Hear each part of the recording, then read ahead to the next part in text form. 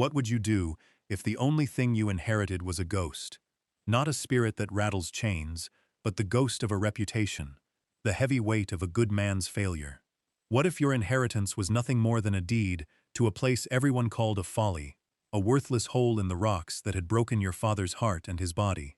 For 20-year-old Ada Thornton, this wasn't a question. It was the dry, dusty truth of her life.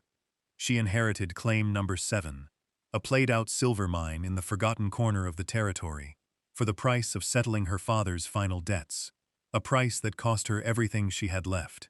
But the truth, waiting inside that silent stone, was not one of silver or gold, but of a secret far more precious, a legacy of quiet wisdom that would rewrite her father's name in the heart of the land itself.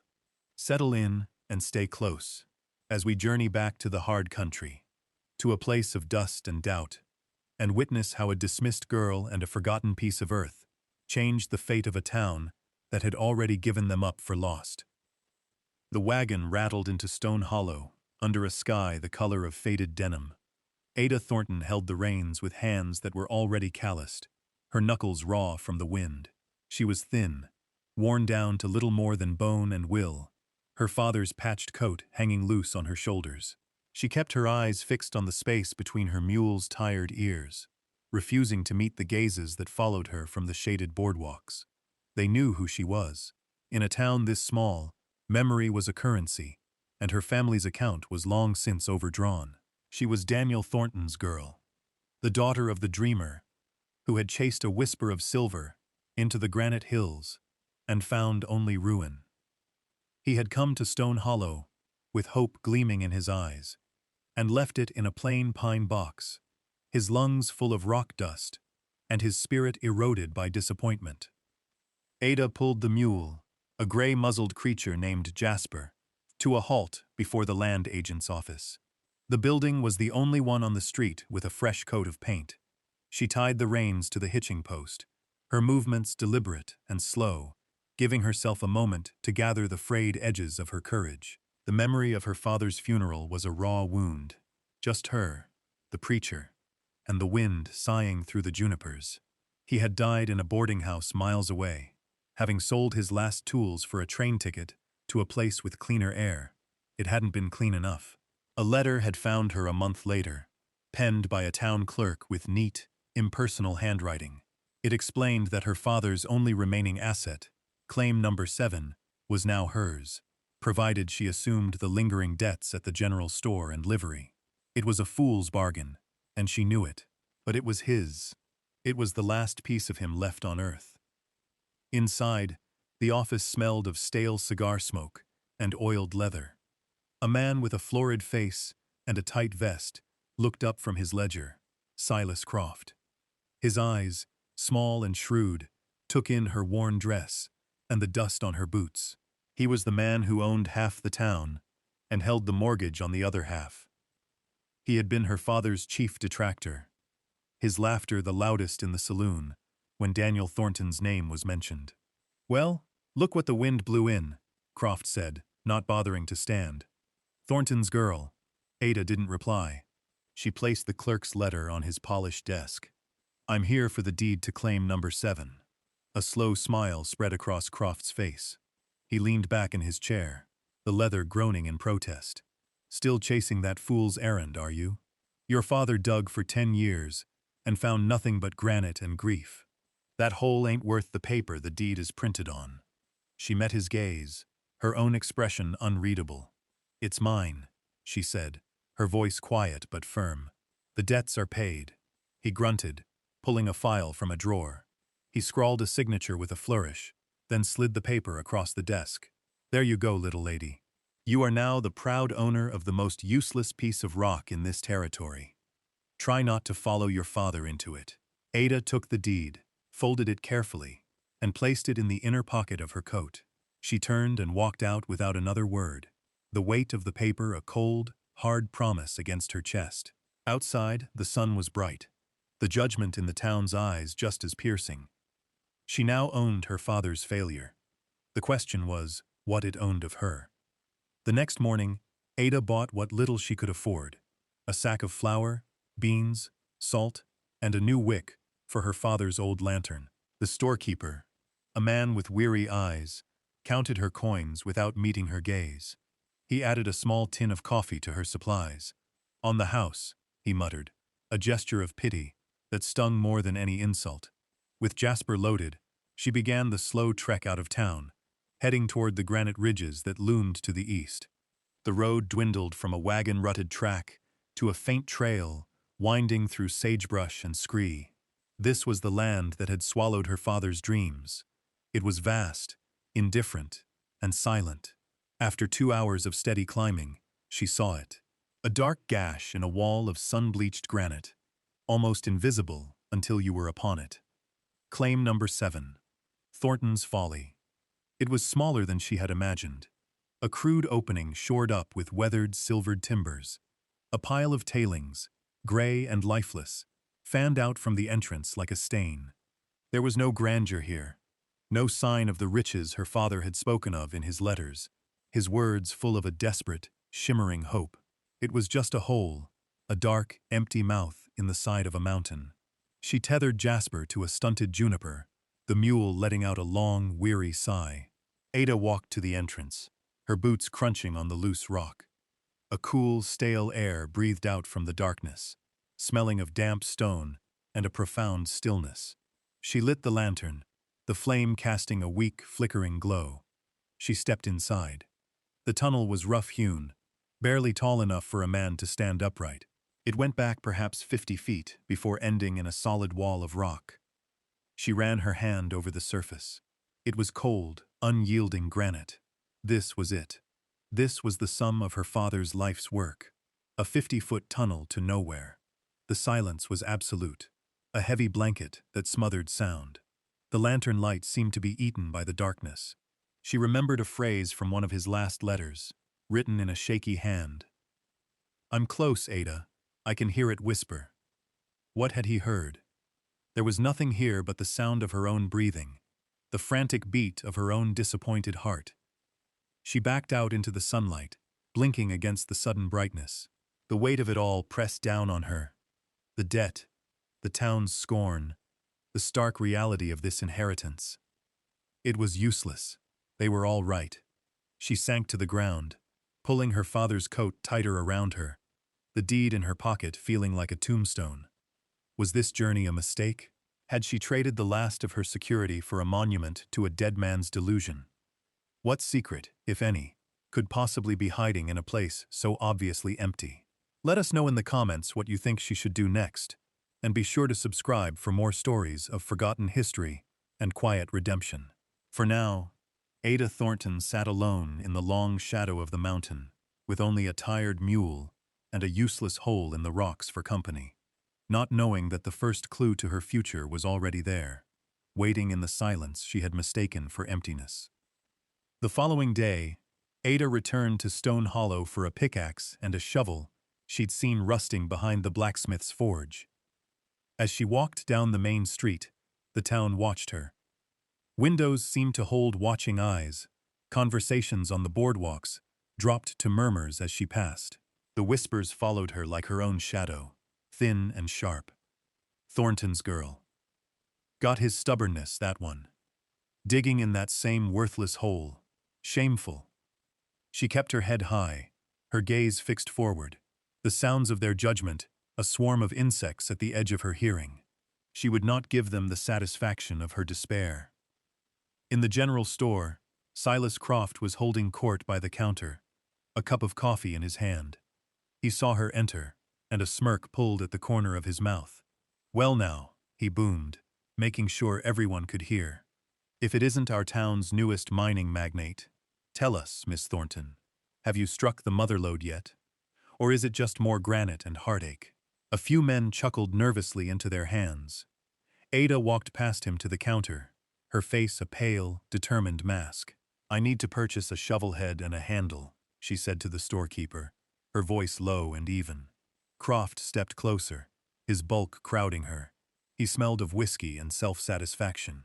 "Listen to me, girl," he said, his voice dropping to a conspiratorial growl. "Your father was a fool, but he was an honest fool. He didn't know when to quit. You have a chance to be smarter. I'll give you $20 for that claim. Right now. Take the money, and get on the next stage out of this territory. There's nothing for you here but ghosts. $20. It was an insult, but it was also more money than she had to her name. It was a lifeline, a ticket to somewhere else, somewhere her name wasn't a synonym for failure. For a fleeting second, she considered it. The thought of leaving, of shedding the heavy cloak of her father's legacy, was a potent temptation. But then she saw her father's face in her mind's eye. Tired, yes, but his eyes always lit with a fire when he spoke of his mine. He had believed in it. It's not for sale, Ada said quietly. Croft's face hardened. His performance of friendly advice curdled into open contempt. Have it your way, he spat. Starve on that mountain for all I care. Just like he did. He turned and stomped out of the store, the bell above the door jangling angrily. The silence he left behind was thick with pity. Ada paid for her tools and left, the weight of the iron in her hands a comfort, a purpose.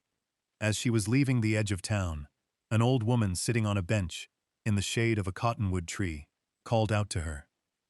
She was a Paiute woman, the town called Willow, her face a beautiful map of wrinkles, her eyes dark and deep as a well. No one paid her much mind, but she saw everything. You are the digger's daughter, the woman said. It was not a question. Ada stopped. Yes. Willow nodded slowly, her gaze fixed on the distant granite peaks where Ada's claim lay. Your father was a patient man, she said, her voice like the rustle of dry leaves. He knew this land, but he did not listen for stone. The wise ones listen for silence. Ada stood for a moment, confused. I don't understand. The old woman simply smiled, a faint, knowing expression. You will, she said, and turned her gaze back to the horizon. Ada walked on, the cryptic words echoing in her mind. Listen for silence. It made no sense. The mine was nothing but silence, a dead and empty quiet. What was there to hear? The town's mockery rang in her ears, but it was the old woman's strange, weighted warning that settled deepest in her heart. The journey back to the claim felt different this time. The weight of the new tools on Jasper's pack was a promise of labor, a tangible connection to the task ahead. Ada felt a strange sense of resolve solidifying within her. Croft's scorn and the town's pity had burned away her doubt, leaving behind a hard, stubborn core of purpose. She would work the claim not for silver, but for answers. She would understand what had kept her father tethered to this barren place for a decade. She arrived as the sun began to dip below the western ridge, painting the sky in strokes of orange and violet. The air grew cool, and the granite face of the mountain seemed to absorb the last of the day's warmth, turning a deep, bruised purple. The entrance to the mine was a patch of perfect blackness against the stone. That evening, she didn't make her camp at a distance. She cleared a small, level patch of ground just beside the tailings pile, in the shallow lee of the entrance.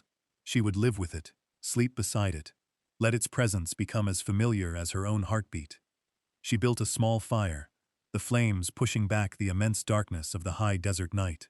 Jasper stood nearby, his head low, occasionally flicking an ear at the sound of a skittering lizard or a distant coyote's call. Ada ate her simple meal of beans and hardtack, staring into the mine's dark mouth. It was a void, a place where light and sound went to die. She remembered Willow's words. Listen for silence. She closed her eyes, trying to do just that. She filtered out the crackle of the fire, the soft stamp of Jasper's hoof, the sigh of the wind through the sage. She focused on the silence, emanating from the tunnel. At first, it was just an absence of noise, but as she concentrated, she began to notice its quality. It wasn't the echoing silence of an empty chamber. Sounds at the entrance, a pebble she kicked, a cough, didn't bounce back. They were swallowed whole. It was a dense, heavy silence, a quiet that seemed to have substance and weight. It was the silence of a packed room, not an empty one. The next morning, she began. She took the lantern and the new shovel and went inside. The air was cold and still. She walked to the back wall, the end of her father's long effort. She held the lantern high, inspecting every inch of the rock face. It was, as she'd first thought, solid granite. But as she looked closer, she saw inconsistencies. The main face was a sheet of pale, quartz-veined stone. But near the bottom, for a stretch of about 6 feet, the rock seemed different. It was darker, rougher, composed of smaller, more jagged pieces fitted together. It looked less like a natural formation, and more like construction. She tapped it with the handle of her shovel. The sound was a dull thud, different from the clear, ringing sound the solid granite walls gave off. She did it again. Thud. Not the sound of solid mountain. It was the sound of a wall. A man-made wall. She slept near the entrance again that night. The fire, a small point of defiance against the vast, starry canvas above. The silence from the mine no longer felt empty or disappointing. It felt watchful. It was a silence that was hiding something. What lay behind that wall of stone, and why had her father gone to such lengths to build it? Days turned into a week. Ada's life found a rhythm, dictated by the sun and the stone. She would rise at dawn, share a piece of hardtack with Jasper, and then begin her work.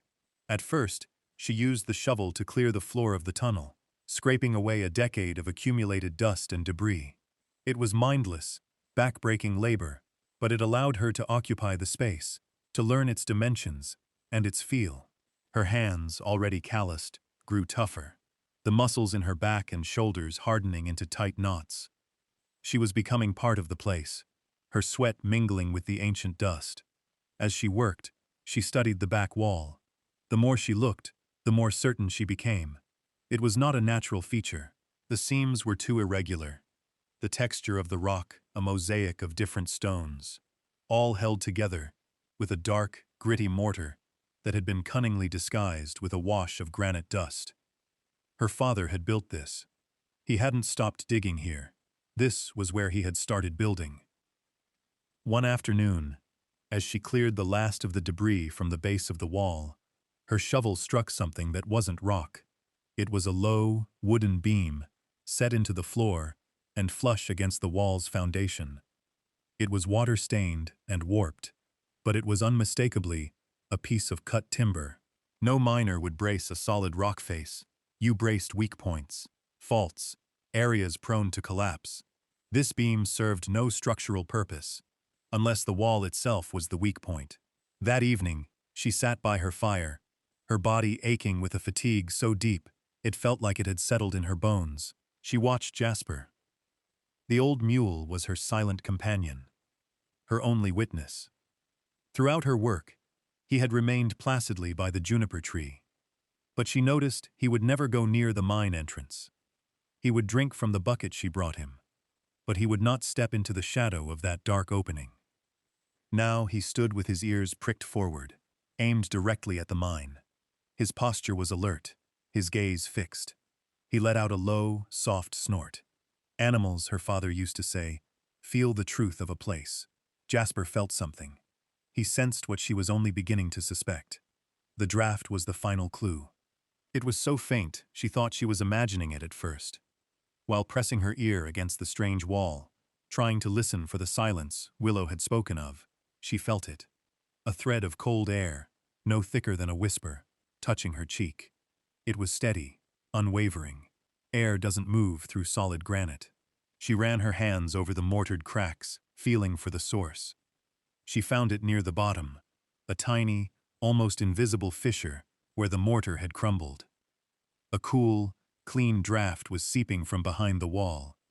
It smelled of deep earth, of dampness, and of something else, something fresh and alive. It was the mountain's breath. This wasn't an end, it was a seal. Her father hadn't been digging a mine, he had been burying a secret. She did not act on it immediately. She spent another day, just observing, letting the pieces settle in her mind, the strange silence that swallowed sound, the carefully constructed wall, the behavior of her mule. And now, the draft. The knowledge settled over her, not with a crash, but with a quiet, profound certainty. She knew what she had to do next. The shovel and pickaxe were not for finding silver, they were for finding him. The decision was made. Ada would breach the wall. She spent the morning sharpening the head of the pickaxe on a flat piece of sandstone, the rhythmic scrape of metal on stone, the only sound in the quiet canyon. She felt no fear, only a driving, solemn purpose.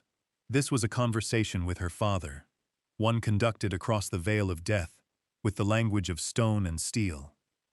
Jasper stood watching her, his liquid brown eyes seeming to hold a deep understanding. He was her anchor to the living world, as she prepared to delve into the dead one. She began at the spot where she'd felt the draft, where a small crack betrayed the wall's integrity. The first swing of the pickaxe was clumsy, the impact jarring her arms to the shoulder. A spray of gritty mortar and rock dust showered her. The second swing was better, finding a purchase. She fell into a rhythm, the sharp crack of the pick striking the stone, the scrape as she pulled it free, the soft thud of debris falling to the floor. It was grueling, monotonous work. Sweat beaded on her forehead and traced paths through the dust on her face. Her muscles screamed in protest. The lantern cast her struggling shadow, large and distorted against the tunnel walls, a lonely titan wrestling with the mountain. Hours passed. The sun climbed high in the sky, its heat turning the air outside the mine into a shimmering haze. Inside, the cool air from the fissure was a small mercy, a promise of what lay beyond. As she worked, she uncovered more clues. She found the distinct marks of her father's tools, a particular chip pattern she recognized from the firewood he used to split. This was his work. His hands had placed these stones. Then her pick struck something that wasn't stone. It was a small, soft object lodged deep in the mortar. Carefully, she chipped away the surrounding material and pulled it free. It was a small, tarnished silver locket, heart-shaped and intricately engraved. She wiped the grime away with her sleeve. It was her mother's. She remembered it from the one faded photograph she owned, a pale oval on a delicate chain around her mother's neck. Her mother had died when Ada was a baby, and her father had never spoken of her, the grief too heavy for words. But he had kept this. He had sealed it into this wall. It was a foundation stone, a piece of his heart buried here. Tears welled in Ada's eyes, blurring the lantern light. This wasn't a mine.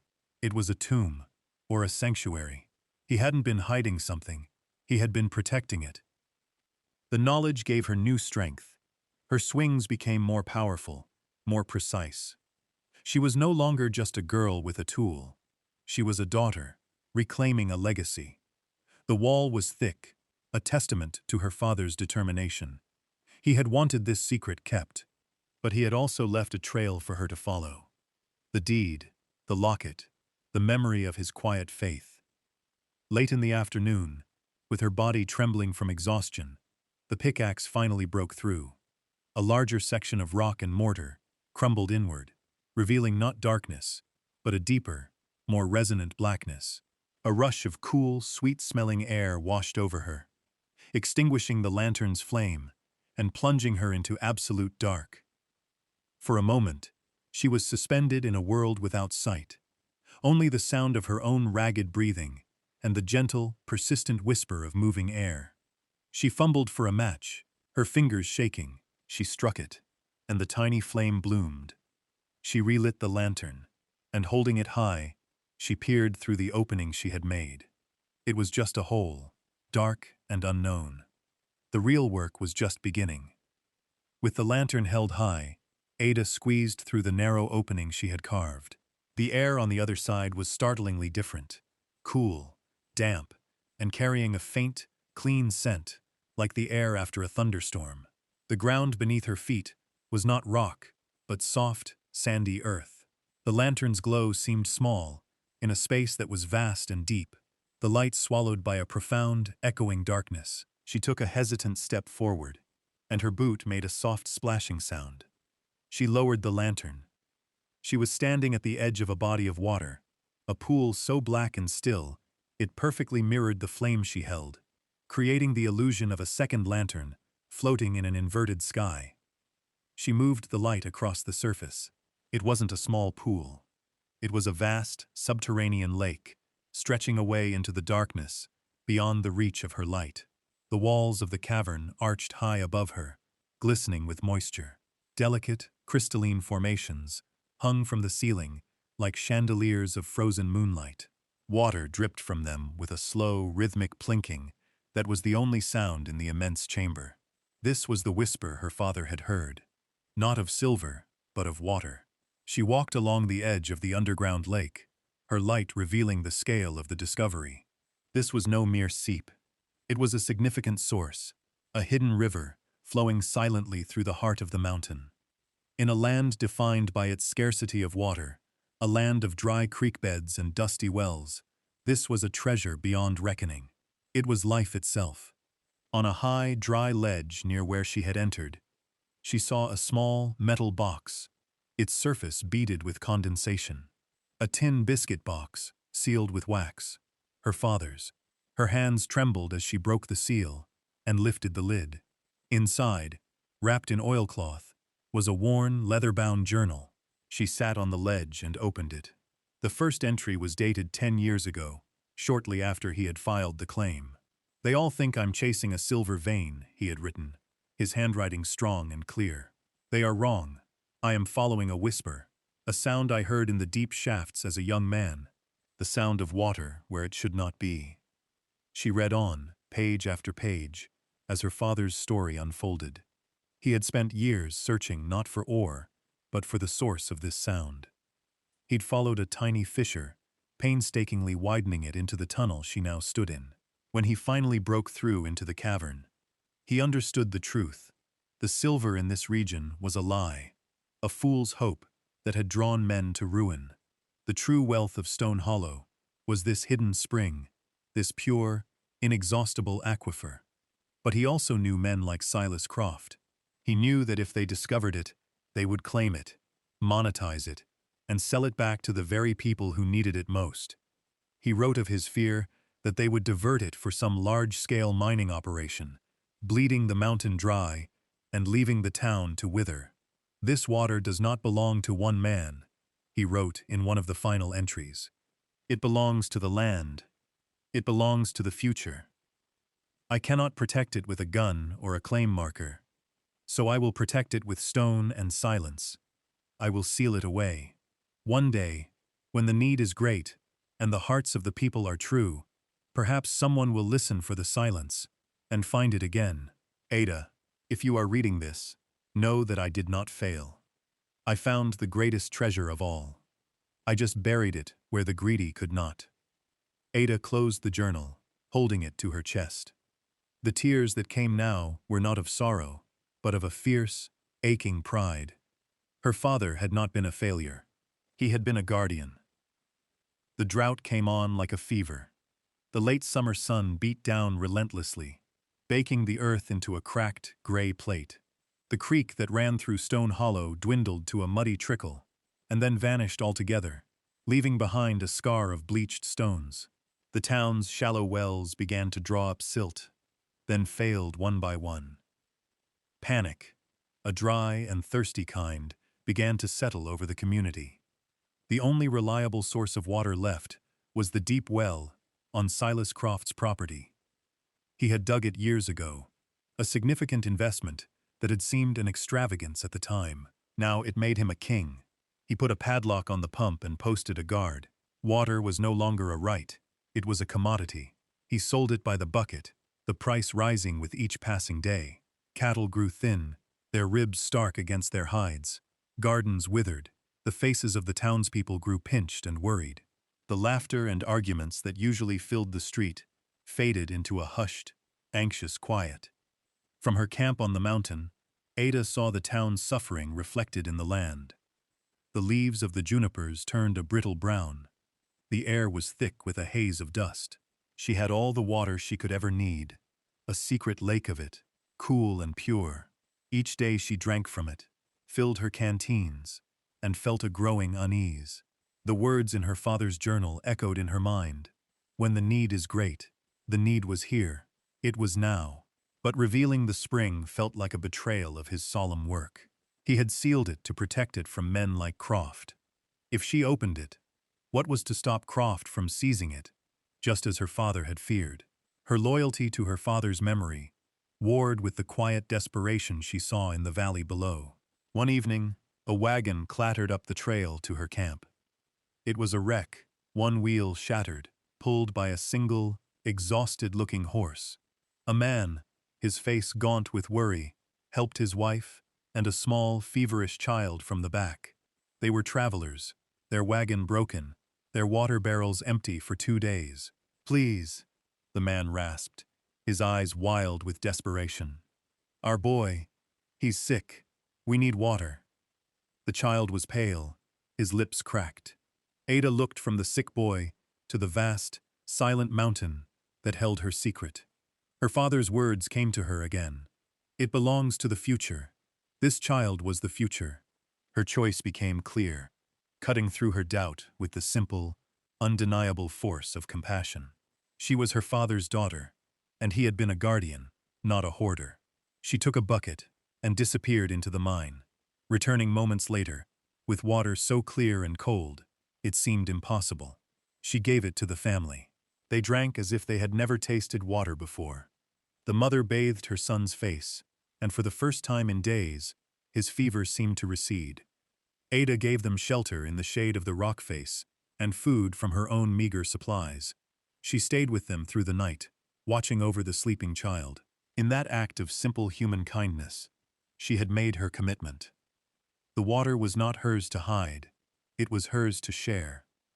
The secret of the spring was no longer a burden, but a responsibility. The next morning, the traveler, his name John, had managed to patch his wagon wheel, enough for the slow journey into town. His gratitude toward Ada was immense and humbling. "You saved my son's life," he said, his voice thick with emotion. "There's no water in that town. They're charging $1 a bucket for mud, and you have it all." Ada simply nodded. "The mountain provides," she said. John and his family limped into Stone Hollow later that day, their story spreading through the desperate town like a brush fire.